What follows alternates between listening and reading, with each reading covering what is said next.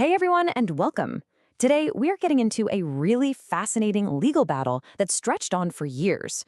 And it all came down to this one huge question about just how powerful a contract really is. It's a classic story of what feels fair versus what's actually strictly legal. So let me just ask you this. What do you do when you've got a contract that seems perfectly clear, but the real-world situation just completely spirals out of control, way beyond what anyone ever expected? You'd think the answer would be pretty simple, but as we're about to find out, the world of contracts and arbitration, well, it's packed with some surprising twists.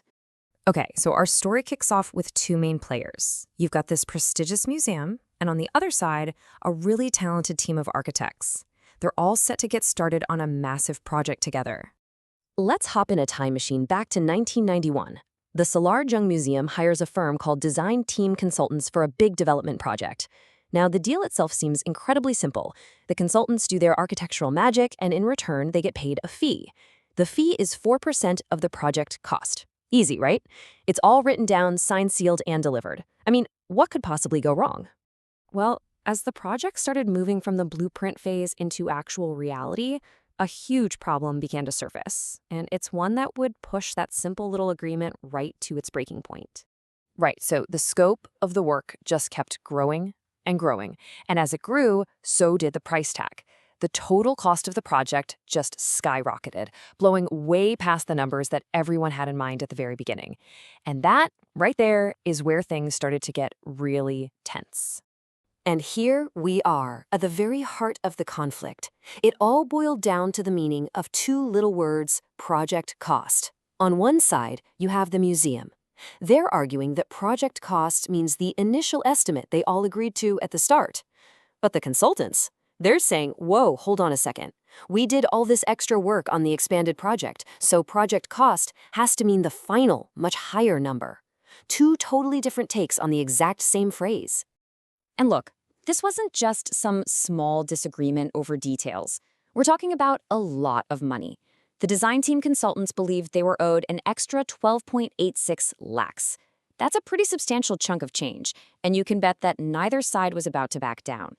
So with both sides completely dug in and at a total stalemate, they did what the contract told them to do. They handed the whole mess over to a neutral third party, an arbitrator, to try and figure it all out. The arbitrator, a retired judge, had to basically untangle this knot by answering four key questions. First and foremost, how in the world are we supposed to calculate project cost? Then there was a legal technicality about whether the new version of the consulting firm could even make this claim. And of course, was that 12.86 lakhs number actually justified? And finally, should they get interest for the late payment? And when you look at the arbitrator's findings, they seem incredibly logical. He sided with the consultants on the big one, project cost.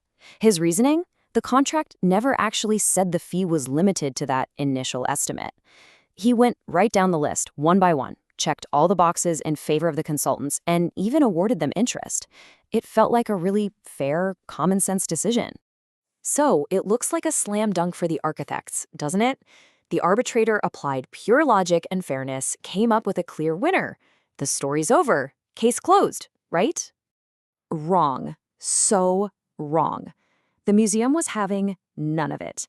They took that arbitrator's decision and they challenged it in the Delhi High Court. And this is where our whole story takes a sharp, dramatic, and completely unexpected turn. The High Court basically ignored all the what's fair arguments and zeroed in on this one single, incredibly powerful legal principle.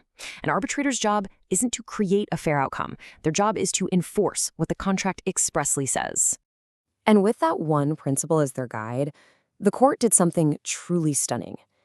It said that the arbitrator, while he might have been totally reasonable and fair, had actually gone too far. He had overstepped his legal authority. So that entire award, poof, it was set aside, totally invalidated.